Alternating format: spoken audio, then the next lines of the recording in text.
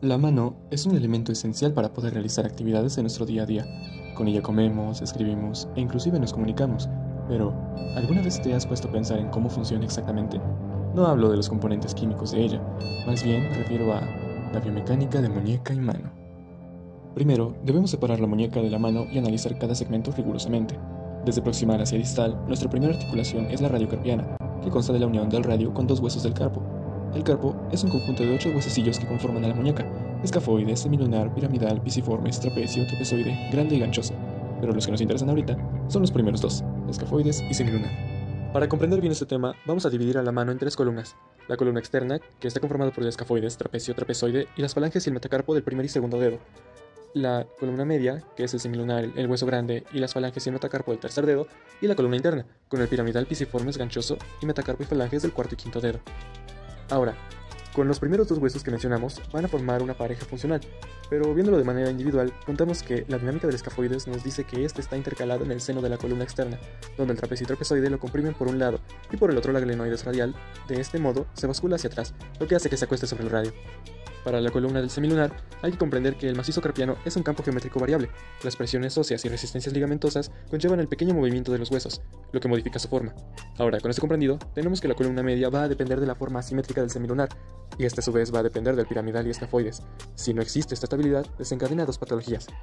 Primero la disi, donde el semilunar y el escafoide se separan, y el semilunar bascula hacia adelante en la extensión de la articulación radiocarpiana. Y por otro lado tenemos la disi, donde el semilunar se separa del piramidal, lo que hace que el semilunar bascule hacia adelante en flexión de la articulación radiocarpiana. Como mencionamos anteriormente, los primeros dos van a formar una pareja funcional con el radio para hacer distintos movimientos. Los primeros en los que nos vamos a concentrar son la flexo-extensión. Aquí tenemos 4 sectores. El primero es el de adaptación permanente, que nos dará una amplitud de hasta 20 grados en flexión y extensión. Aquí no hay tanta presión articular y los ligamentos están distendidos. El segundo es el de movilidad usual, con una amplitud de hasta 40 grados en flexo-extensión. Ya se nota una presión articular y el juego ligamentoso se manifiesta. El tercer sector es de alteración fisiológica momentánea. Las tensiones ligamentosas y presiones articulares alcanzan su máximo cuando se llega a una flexión o extensión de 80 grados. Se alcanza una close back position o una posición de bloqueo. El último sector es de alteración patológica, que es cuando se superan los 80 grados de flexo-extensión y hay una ruptura o distensión ligamentosa, pasa inadvertida y provoca inestabilidad en el carpo. El siguiente movimiento es la abducción o abducción o ABD, que mueve la hilera inferior del carpo hacia adentro hasta llegar a una posición de bloqueo, donde el ligamento colateral cubital se tensa, así como la cincha del piramidal, lo que hace que el hueso piramidal se aleje más del cúbito. Se dice que el cúbito no se articula con el carpo, pero indirectamente lo hace a través del ligamento triangular, por lo que en abducción también se tensa. Con lo que respecta al trapecio y trapezoide, ascienden, lo que disminuye el espacio útil entre el trapecio y el radio. El hueso grande desciende incrementando el espacio útil del semilunar. El grande y ganchoso se deslizan por debajo de la primera hilera.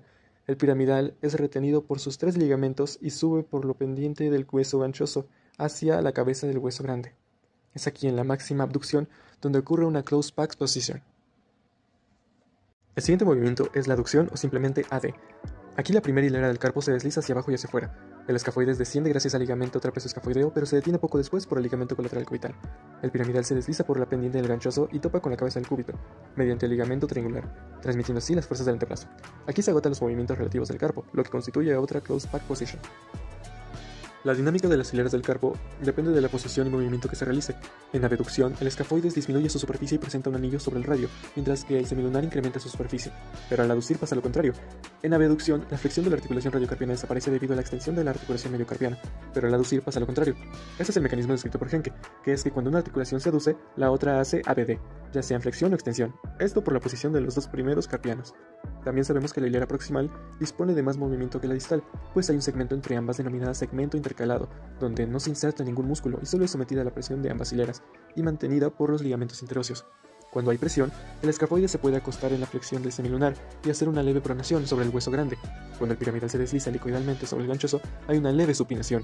Es en esta posición que los ligamentos palmares del piramidal lo dirigen por la fronda del piramidal. ¿Y esto qué quiere decir? Que la fronda se atornilla sobre el ganchoso, realizando una flexión y supinación al mismo tiempo, provocando una reducción de la altura interna del carpo.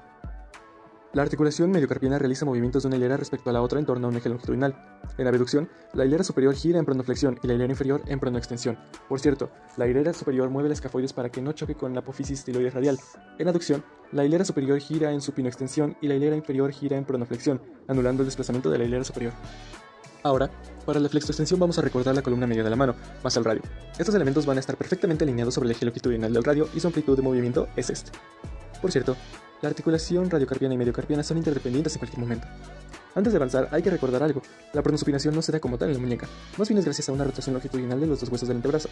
¿Y qué pasa algo curioso cuando se aplica resistencia a las articulaciones radiocarpiana y mediocarpiana? Los ligamentos de la cara anterior del carpo van hacia arriba y hacia afuera, y se opondrán a la pronación pasiva del carpo, por la resistencia. Ahora, los que vayan en sentido contrario van a oponerse a la supinación pasiva. Les gusta más la pronación. En lo que respecta a los ligamentos interóseos, solo se opondrán a la dislocación en pronosupinación en la primera hilera, pero los ligamentos no bastan para garantizar la cohesión del macizo carpiano. La tensión del ligamento anular anterior del carpo junto con los interóseos anteriores mantienen esta concavidad o curva de la mano, lo que lo hace la polea más potente del organismo. Por cierto, ¿sabías que la muñeca es la articulación más expuesta a traumatismos? Normalmente por caídas en abducción y extensión. Aquí te va una lista de algunos traumatismos y cómo pasan.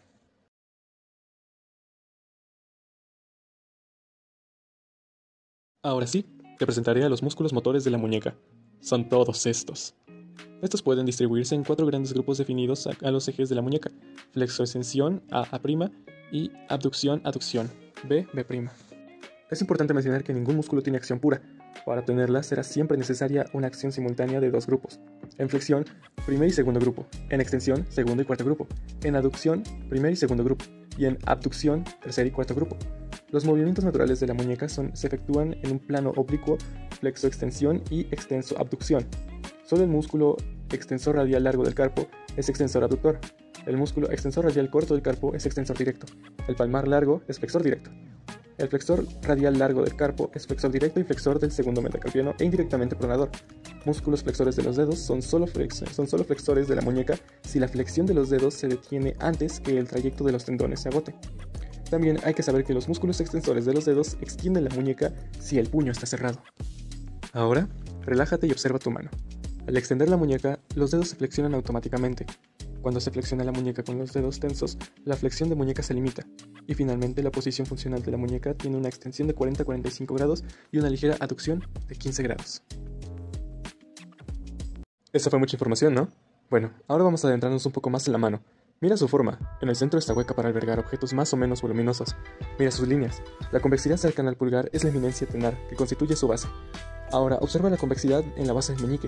Esa es la eminencia hipotenar. Con lo que respecta a los pliegues de la mano, hay que saber que se generan por el movimiento de la misma. Sin movimiento, esos pliegues desaparecen. Los pliegues más visibles son: pliegue palmar inferior, la cual es la línea de la cabeza, la más distal y comienza en el borde interno de la palma de la mano. Pliegue palmar medio, es la línea del corazón, proximalmente inicia en el borde externo de la palma. Pliegue palmar superior, es la línea de la vida, la más proximal y se sitúa por dentro de la eminencia tenar. Pliegue hipotenar, es la línea de la suerte, es pequeño y se puede hacer aparecer al cerrar transversalmente la mano en la eminencia hipotenar, a su vez es el más inconsistente. Ahora bien, en lo que respecta a una arquitectura armoniosa de la mano se consideran unas posiciones normales y sanas, principalmente que también incluyan unas líneas de construcción. El primer movimiento es la separación voluntaria de los dedos, el cual se caracteriza por el eje convergente de la base de la eminencia tenar en un punto aproximado al tubérculo del escafoides. El segundo movimiento es la aducción y la abducción. Este es realizado en un plano frontal en relación al eje de la mano.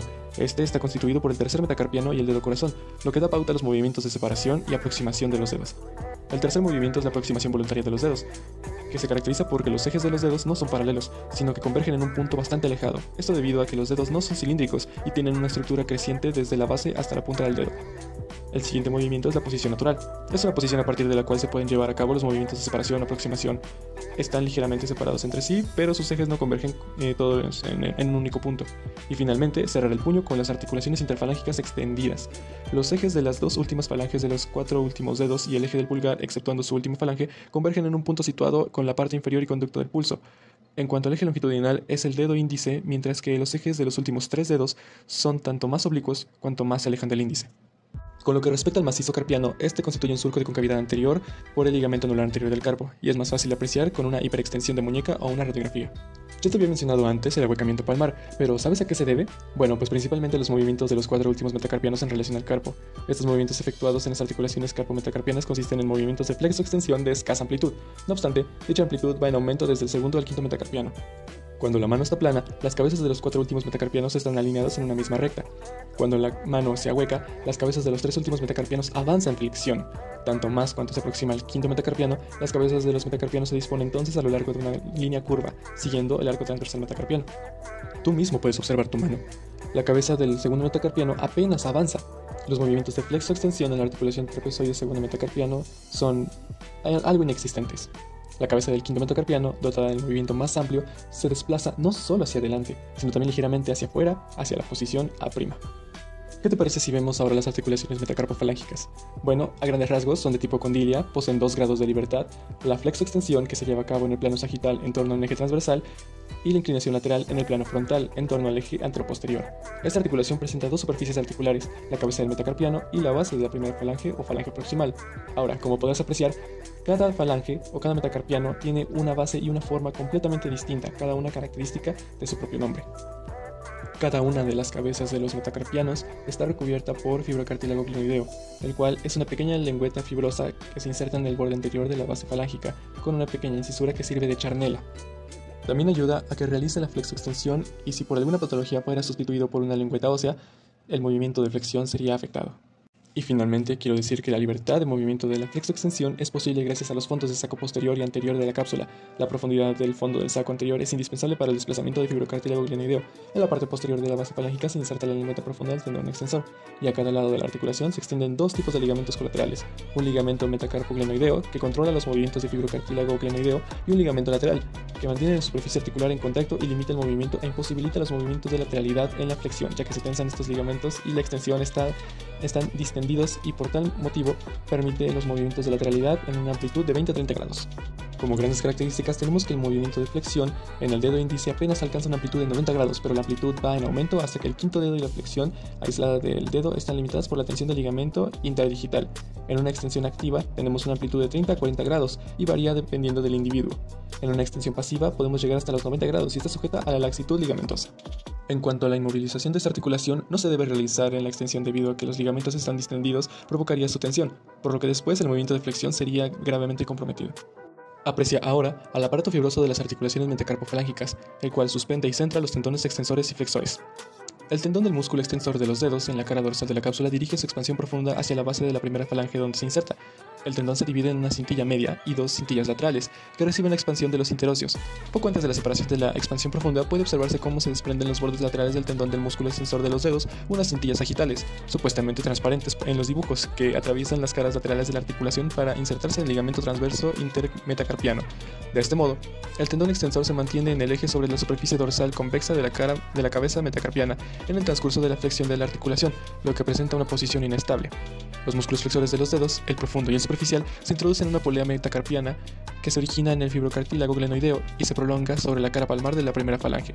En este punto, el músculo flexor superficial de los dedos se divide en sus 2 cintillas, antes de que el tendón músculo flexor profundo de los dedos lo perfore. Mira también el aparato capsulo-ligamentoso. Está reforzado por el ligamento lateral que se inserta en el tubérculo lateral de la cabeza metacarpiana, descentrado por detrás de la línea de los centros de curva y que se divide en 3 partes: unas metacarpofalángico, unas metacarpoglenoideo y unas falangoglenoideo, el cual es más delgado. Los tendones del músculo extensor de los dedos convergen en un solo punto hacia adentro en el borde cubital, y de ahí es debido al ángulo de la distracción, formado entre el metacarpiano y la primera falange. Únicamente la cintilla sagital del extensor situada en el borde radial se opone a este componente de luxación cubital del tendón del músculo extensor de los dedos sobre la cara dorsal convexa de la cabeza metacarpiana. Espera un momento. ¿Qué tan amplio es el movimiento de las articulaciones metacarpofalángicas? Bueno, si hablamos de flexión, es aproximadamente de 90 grados. Aunque la flexión aislada de un dedo está limitada por la tensión del ligamento palmar interdigital. Si hablamos de una extensión activa, entonces abarcamos de 30 a 40 grados de amplitud.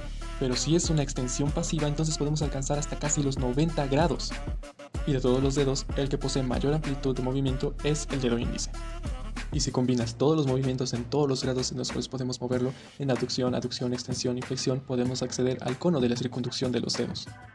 En cuanto a la laxitud ligamentosa, permite cierta amplitud de rotación axial pasiva en el dedo índice. Su amplitud es de 60 grados aproximadamente. En tanto, la amplitud de la rotación axial pasiva interna por unción es mucho mayor a los 45 grados que la amplitud de la rotación axial externa en supinación, que es casi inexistente. Debido a la asimetría del cóndilo metacarpiano, de la desigualdad de tensión y de longitud de los ligamentos laterales, un movimiento de rotación longitudinal automática en el sentido de la supinación. Parece que estamos avanzando. Ya estamos en las articulaciones interfalángicas, las cuales a grandes rasgos son de tipo troquear, poseen un solo grado de libertad y se analizan para su función la cabeza de la falange en forma de polea con un solo eje transversal para efectuar los movimientos de flexo-extensión y la base de la falange distal en el plano sagital con dos cavidades glenoideas correspondientes a las carillas de la tróquea. Obviamente también cuenta con fibrocartílago glenoideo que durante la flexión se desliza sobre la cara anterior de la falange proximal y tres ligamentos, los cuales son los laterales, las expansiones del tendón extensor y los ligamentos falangoglenoideos. En la flexión de esta articulación los ligamentos laterales se tensan, sin embargo la tensión es menor en la máxima extensión, representando así una posición de estabilidad lateral absoluta, aunque en la flexión intermedia se distienda. Ahora, en los frenos de la extensión están constituidos por haces de fibras longitudinales en la cara anterior de la placa palmar, formando el límite lateral de las fibras diagonales de la polea de la articulación interfalángica proximal. Estos frenos de la extensión impiden la hiperextensión de la misma y son la causa principal de la rigidez en la flexión. Ahora, ¿qué tan amplios son los movimientos aquí? Bueno, en la flexión de la articulación interfalángica proximal se sobrepasan los 90 grados. En F1 y F2 forman entre sí un ángulo agudo. Como en el caso de las articulaciones metacarpofalángicas, esta amplitud de flexión aumenta progresivamente del segundo al quinto dedo, para alcanzar los 135 grados en el dedo meñique. En la flexión de las articulaciones interfalángicas distales, la amplitud es menor a 90 grados, aunque en el caso del dedo meñique, este puede superar levemente los 90 grados.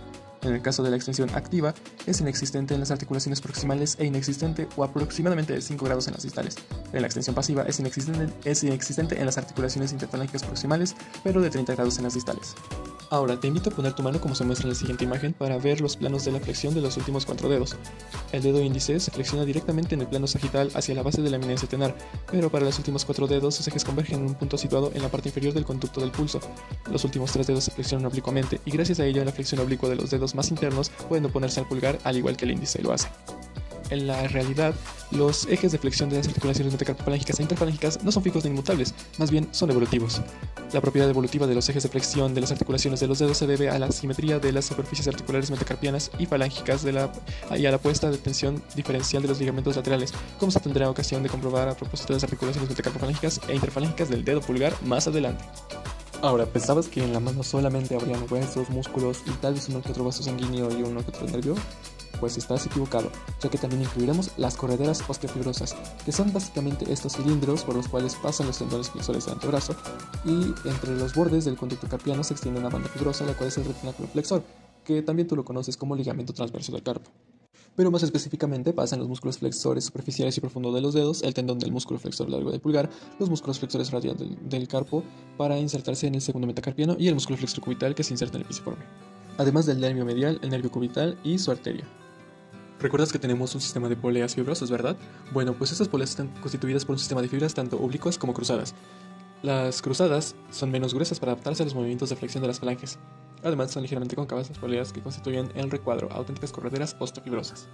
Además, puedes apreciar las vainas serosas, las cuales permiten el desplazamiento de los tendones en el interior de las correderas. En el caso del dedo índice, el dedo corazón y el dedo anular, las vainas digitales tienen una estructura un poco más simple. Ahora, ¿qué tal si te cuento sobre los tendones de los músculos? Bueno, iniciemos con el tendón superficial de los dedos, el cual se inserta en la segunda falange y su eficacia es máxima en la primera falange, mientras está extendida por la contracción muscular del extensor de los dedos. El tendón más profundo es el del músculo flexor profundo de los dedos, el cual se inserta en la base de la tercera falange y su eficacia es mayor cuando la primera falange se mantiene en extensión por contracción del músculo extensor de los dedos. Estos dos músculos se van a dividir, o más bien se van a cruzar en el espacio de forma simétrica, debido a que uno de los dos tiene que pasar a través del otro, cual el tendón profundo perfora al superficial ya que su inserción es distal, como se puede apreciar en la imagen. Podemos hablar también de las poleas, las cuales dentro de los músculos extensores radiales del carpo y el músculo extensor de los dedos son sinérgicos de los flexores. Todas estas secciones tendinosas no pueden conseguirse sin las poleas, lo que mantienen los tendones en contacto con el arco esquelético. Ahora, es gracias a los tendones del músculo flexor superficial de los dedos, los cuales nos puede dar este origen a los interóseos y a los lumbricales, ya que estos van a estar adheridos a los tendones que se derivan hacia cada uno de los dedos después de que hayan pasado el túnel carpiano. Y estos mismos tendones van a estar bifurcados para que les dé espacio a los tendones del músculo flexor profundo de los dedos, los cuales uno va a atravesar al otro para que puedan hacer mayor flexión de los dedos. Si nos preguntamos si existe una posición de blockchain o bloqueo, sí existe, y es cuando tenemos una flexión de las últimas dos falanges y la extensión de la primera, los cuales anulan la acción de los músculos interóseos correspondientes.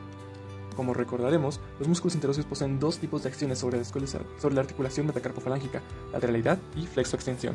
Ahora bien, los músculos interóseos dorsales son más voluminosos y por lo tanto más potentes que los intrínsecos palmares, lo que explica que estos últimos sean menos eficaces en cuanto a la aproximación de los dedos. Ahora, ¿sabías que los tendones de los músculos interóseos no pueden luxarse hacia adelante durante la flexión de las articulaciones metacarpofalángicas? Esto es debido al ligamento transverso localizado delante de ellos, lo que los mantiene en su sitio. En lo que respecta a la extensión de los dedos, o al menos los últimos 4, involucraremos estos elementos. Ahora, es importante saber que en el caso de la extensión no lo podemos ver como un movimiento único, sino que va a estar acompañado de la flexión, es decir, va a ser un movimiento en conjunto, el de la flexión y la extensión. ¿Por qué es necesario saber esto? Por la manera en la que funciona el músculo extensor de los dedos, que como podemos ver en todas estas posiciones, no es un completo extensor, ya que depende del grado de flexión de cada una de las falanges para que su grado de tensión varíe. Y como puedes apreciar, no hace gran extensión en las últimas falanges, más bien en donde se aprecia mejor es en la falange proximal. En el caso de los interóseos, estos son flexores de la falange proximal y extensores de las falanges medias y distales, aunque depende del grado de flexión de las articulaciones metacarpofalángicas y la tensión del músculo extensor de los dedos. Ahora bien, son los músculos lumbricales los que son flexores de la falange proximal y extensores de la medial, sin importar el grado de flexión de cada una de estas, ya que su eficacia se basa en la flexión de la articulación metacarpofalángica aún estando hiperextendida. Y la explicación de esto es de que estos músculos no están fijos en las correderas. Por último, en el caso del ligamento retinacular, podemos ver en las imágenes cómo funciona dependiendo de la posición de las falanges. Ahora bien, existen patologías de este ligamento. En el caso de que la retracción del ligamento insatura la deformación del dedo ojal, es decir, lo podemos ver de esta manera. Y si se rompe la aponeurosis dorsal, hay una hiperextensión de la articulación interfalángica distal. Esto es llamado enfermedad de Dupuytren en tercer grado, como lo podemos ver aquí, primer, segundo y tercer grado. Ahora, ya que sabemos cómo funciona la extensión de los dedos, veámoslo utilizado a acciones del día a día, como el escribir, como el tocar el piano, ya que aquí utilizamos un leve martilleo y una leve contracción de estos músculos para poder jalar el lápiz. ¿Qué te parece si ahora vemos los tres músculos de la eminencia hipotenar, que son el flexor corto del dedo meñique, el aductor del meñique y el oponente del meñique? El oponente del meñique se le confiere al quinto metacarpiano un movimiento de rotación en torno al eje longitudinal en supinación, de tal manera que la parte anterior del metacarpiano se orienta hacia afuera, hacia el pulgar. El flexor corto flexiona la primera falange sobre el metacarpiano y separa el quinto dedo en relación al eje de la mano. Y el aductor del meñique posee la misma acción, al ser aductor, puede considerarse equivalente al interóseo dorsal.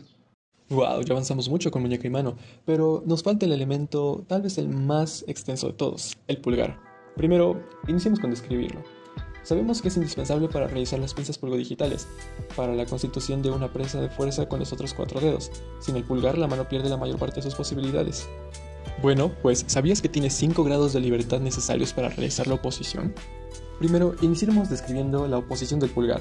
Cada que tú agarras algo, creas una pinza utilizando el pulgar y cualquiera de los demás dedos. Esta facultad para desplazar la yema del pulgar para contactar con el resto de las yemas, y la oposición es la suma de 3 componentes elementales: la antepulsión del primer metacarpiano, la aducción del primer metacarpiano y la rotación longitudinal del metacarpiano. Y a su vez podemos rotarlo axialmente de manera automática, axialmente de manera activa y axialmente con pronación en la articulación interfalángica, como se logra ver en estas imágenes.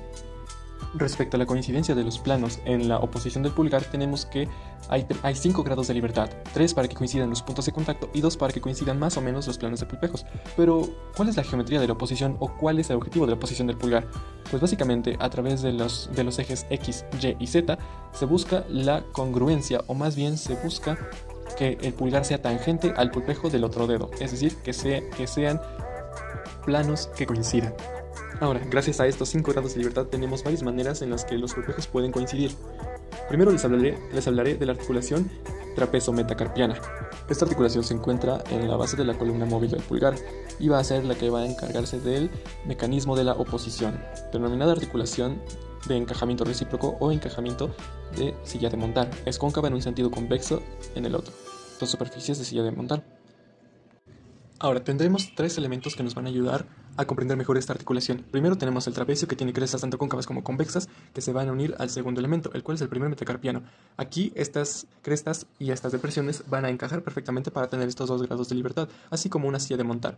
Y el tercer elemento es verlo más que como una silla de montar, también podemos verlo como 2 colinas y en medio una carretera por la cual pasan autos. Respecto a la cápsula de la articulación trapezo-metacarpiana, es conocida por su laxitud, de modo que permite un juego mecánico de la rotación del primer metacarpiano sobre su eje longitudinal, que es falsa. ¿Y qué ligamentos van a actuar en esta articulación? Principalmente van a ser 4, el intermetacarpiano, el oblicuo posterior interno, el oblicuo anterior interno y el recto antero externo. El primero limitando la apertura de la primera comisura en el plano de la palma de la mano, el recto antero externo cerrando este plano y los oblicuos encargándose de la pronosupinación y de la rotación del primer metacarpiano sobre su eje longitudinal. Ahora bien, en los movimientos de flexo-extensión se observa que en la extensión los ligamentos anteriores, es decir, el recto antero externo y el oblicuo antero interno se tensan y el oblicuo posterior interno se destiende. En la flexión es a la inversa, se destienden los ligamentos recto antero externo y oblicuo antero interno y se tensa el oblicuo posterior interno. Así como se encuentran enrollados en sentido contrario sobre la base del primer metacarpiano, el ligamento oblicuo posterior interno y el oblicuo antero interno controlan la estabilidad rotatoria del primer metacarpiano sobre su eje longitudinal. Analicemos la geometría de las superficies sillares. Primero, se han querido comparar estas superficies sillares a varias hipérboles o a varios segmentos hiperbólicos o parabólicos para darle un sentido a esta congruencia del primer metacarpiano con el trapecio. Sin embargo, también se ha analizado la posibilidad de que tenga una forma de dona o una forma esférica, para que tenga una mayor movilidad. Pero se ha llegado a otro modelo mecánico, el cual es una articulación de dos ejes como el cardán, ejes XX' y YY', perpendiculares y concurrentes que permiten movimientos en dos planos perpendiculares como se muestran en la imagen. De este modo permiten una relación entre los movimientos y los planos perpendiculares de la articulación. Pero ahora me pregunto, ¿cómo ocurre la rotación sobre el eje longitudinal? Bueno, se movilizan sus dos charnelas aisladamente y simultáneamente sobre la charnela 1.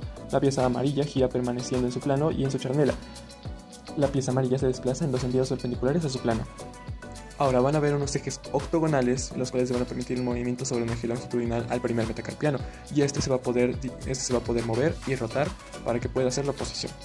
Algo importante que se debe resaltar es que el eje X' es el principal sobre el cual se va a mover el primer metacarpiano, ya que este eje le va a permitir elegir sobre qué dedo va a oponerse. Ahora, la retroposición R dirige el pulgar hacia atrás para conducirlo al plano de la palma de la mano, alejado aproximadamente 60 grados del segundo metacarpiano, y la anteposición A dirige el pulgar hacia adelante, casi perpendicular al plano de la palma de la mano. Siguiendo con el tema, existen 3 sistemas para la valoración del primer metacarpiano. El primer sistema es el sistema clásico, el cual es el primer metacarpiano que evoluciona a tiedro constituido por los 3 planos perpendiculares, transversal, frontal y sagital.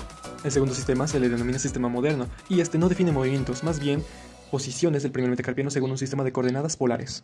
Y el tercero es el sistema de referencia trapezoide, el cual está basado en estudios radiográficos a partir de placas de frente y de perfil tomadas en incidencias específicas, más que nada para la medición de amplitudes de la articulación trapezo-metacarpiana. ¿Y qué características funcionales o morfológicas va a tener esta articulación? Básicamente una movilidad muy limitada del trapecio y una retroposición de la base metacarpiana en posición de subluxación externa sobre la silla trapezoide, mientras que en anteposición la citada base reintegra perfectamente la concavidad de la silla. Wow, sí que es un tema muy largo, ¿no? Esto de lo del pulgar. Bueno, seguimos. Ahora con la articulación metacarpofalángica. Para empezar, esta posee 2 grados de libertad, flexo-extensión y lateralidad, aunque biomecánicamente cuenta con un tercer grado, el cual es la rotación de la primera falange sobre su propio eje longitudinal. Ahora, aquí podemos ver una descripción de cómo se ve esta articulación. La base de la primera falange tiene una superficie cartilaginosa, donde su borde anterior sirve como inserción de fibrocartílago glenoideo, placa palmar, y también existen huesos sesamoideos internos y externos, que sirven para la inserción de los músculos sesamoideos internos y externos. Ahora, en lo que respecta a los huesos sesamoideos, estos van a estar unidos por el ligamento intersesamoideo y van a estar fijos a la cabeza metacarpiana por los ligamentos metacarpoglenoideos internos y externos. Con lo que respecta a la alineación o extensión de la articulación metacarpofalángica, tenemos que lo más destacable es que aquí tenemos una posición de bloqueo por los huesos sesamoideos bien acoplados a los cóndilos de la cabeza metacarpiana, a los dos fondos del saco sinovial que están distendidos. En lo que respecta a la intermedia o a la semiflexión, tenemos que aquí está la máxima movilidad de lateralidad y rotación longitudinal de la articulación, también hecha por acción de los músculos sesamoideos. Ahora, en la máxima flexión existe un bloqueo de segunda posición, lo que nos da el máximo desplazamiento de la base falángica en inclinación radial y pronación, fondo del saco dorsal por los músculos tenales externos. ¿Sobre qué eje se van a dar estos movimientos? Es fácil. La flexión pura va a ser sobre el eje transversal. La flexión, inclinación cubital, supinación es en el eje oblicuo y evolutivo, rotación cónica, músculos sesamoideos e internos. Y la flexión o inclinación radial, o también conocida como pronación, es un eje oblicuo y rotación cónica, sesamoideos externos. Ahora, ¿qué amplitud de movimientos vamos a tener? Bueno, en el caso de ser flexión activa va a ser de 60 a 70 grados. En el caso de ser flexión pasiva va a ser incluso de 80 o inclusive 90 grados. Gracias a la contracción de los músculos sesamoideos internos, conlleva una inclinación cubital de algunos grados y una supinación de 5 a 7 grados, más una inclinación radial que cubital de una pronación de 20 grados aproximadamente. Ahora podemos ver los movimientos de inclinación-rotación de la articulación metacarpofalángica utilizando Objetos cilíndricos. En el caso de no cerrarla con presa, la presa no queda bloqueada. En el caso de cerrarlo con cualquier otro dedo que no sea el índice, no se va a notar una máxima compactación. En el caso de cerrarlo con el índice, siguiendo esta guía que mantenemos dibujada sobre el objeto cilíndrico, entonces sí existe esta posición de bloqueo y permite que la pinza se cierre adecuadamente al objeto. En el caso de ver una pronación de la primera falange, permite que el pulgar contacte con el objeto de la máxima superficie de su cara palmar y no con su borde interno. Esto aumenta la superficie de contacto y es por ello que la pronación de la primera falange es un factor de consolidación de la presa. En el caso de que el diámetro sea mucho más reducido, el pulgar cubre parcialmente el dedo índice, el anillo de la presa es todavía más estrecho y el bloqueo absoluto de la presa es más firme, es decir, aquí es donde se concentra la mayor firmeza sobre esta presa. En el caso de ser un objeto muy diminuto, tenemos que en el movimiento de la posición del pulgar de las dos cadenas articulares del dedo índice y del dedo pulgar se estabilizan como la acción de los músculos antagonistas. Pasemos ahora con la articulación interfalángica, la cual nos va a dar un movimiento de flexión activa de 75-80 grados, en el caso de ser pasiva va a ser 90, y una extensión activa de 5 a 10 grados y una hiperextensión pasiva de 30 grados. Ahora bien, cuando se hace la flexión, la segunda falange va a realizar una rotación longitudinal en sentido de pronación en lugar de un movimiento de flexo-extensión per se. ¿Y qué músculos van a realizar todas estas acciones? Bueno, el pulgar posee 9 músculos motores que van a condicionar la movilidad superior y la principal función de este dedo. Estos músculos se van a dividir en dos: extrínsecos, los cuales van a ser 4 músculos, e intrínsecos, los cuales van a ser 5. Los primeros se van a localizar en el antebrazo, 3 son extensores y abductores, y la principal función es relajar la presa, y el otro músculo es flexor, donde su potencia se utiliza para el bloqueo de las presas de fuerza. En el otro caso de los intrínsecos, son 5 que van a participar en la realización de diferentes presas, pero principalmente en la oposición. La potencia de estos va a ser limitada porque se trata más de motores de precisión y coordinación. Y estos músculos van a estar ubicados en 4 cuadrantes de los cuales se va a dividir el pulgar. Estos son los músculos extrínsecos que se aprecian. Ahora, hay algo interesante sobre los tendones de estos músculos, y es que estos 3 músculos van a delimitar una zona que se denomina tabaquera anatómica, la cual es un espacio triangular visible en la cara dorsal y externa del pulgar. Ahora, estos son los músculos intrínsecos y la función que cumple cada uno de ellos. Ahora, algo curioso pasa con el músculo abductor del pulgar, el cual dependiendo de la posición sobre la que se encuentra el primer metacarpiano dentro de esta espiral, va a ser la función que va a cumplir respecto al dedo pulgar. También es gracias a la acción del grupo externo de los músculos tenares que nosotros podemos hacer estas presas de otra manera con los dedos. Ahora, todos sabemos que la principal función o la principal característica del movimiento del pulgar es la posición. Existe toda una gama de posiciones que realizan una gran variedad de presas y de acciones según el número de dedos implicados y su modalidad de asociación. Sin el pulgar, la mano pierde la casi totalidad de su valor funcional. Todos los tipos de oposición están incluidos en el interior de un sector cónico de un espacio cuyo vértice se localiza en la articulación trapecio-metacarpiana o cono de posición. Este cono está bastante deformado ya que su base está limitada, como definieron Tupar J, de la carpina de la trayectoria mayor y menor de la oposición. Hablemos ahora de la pronación de la columna del pulgar proveniente de los dos contingentes de rotación automática y rotación añadida. ¿Existe una rotación automática? Sí, y es producida por la acción de la articulación trapecio-metacarpiana, de la posición de partida a la posición de llegada. El cambio de actitud de la segunda falange y su oposición con la última falange del dedo meñique se han logrado mediante la movilización en torno a 4 ejes. El primer eje habla de la rotación en la articulación trapecio-metacarpiana en torno al eje XX' de la pieza intermedia del cardán en el sentido de anteposición. El segundo eje habla de la rotación de la articulación trapecio-metacarpiana del primer metacarpiano, de la posición 2 a la posición 3 por la flexión de en torno al eje Y'. La tercera posición es la flexión de la articulación metacarpofalángica de la primera falange en torno al eje F. Y el último eje habla de la flexión de la articulación interfalángica de la segunda falange en torno al eje F. Respecto al mismo componente de pronación tenemos la rotación añadida, y esta aparece con claridad tras haber fijado unas cerillas o varillas de referencia transversales sobre los 3 segmentos móviles del pulgar cuya posición es la máxima oposición. Y a grandes rasgos, esto nos quiere decir que la pronación aproximada de 30 grados se da por 24 grados de la articulación metacarpofalángica y 7 grados de la interfalángica, obedeciendo al primero en una rotación activa y al segundo en una rotación cónica.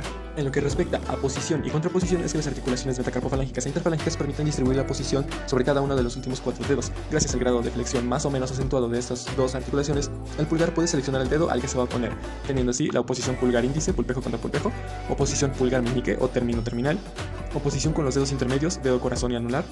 Y para ello tenemos una prueba de posición que se está mostrando aquí justamente, y es que tenemos 10 estadios sobre los cuales podemos hacer esta posición y contraposición para ver si tenemos una buena libertad de movimiento. Si la prueba de posición alcanza el estadio 10, la posición es normal.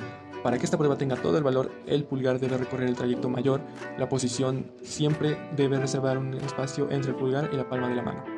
Ahora, es claro que la oposición es vital, pero también la contraposición lo es. ¿Por qué? Porque no nos sirve de nada agarrar un objeto si no lo podemos soltar.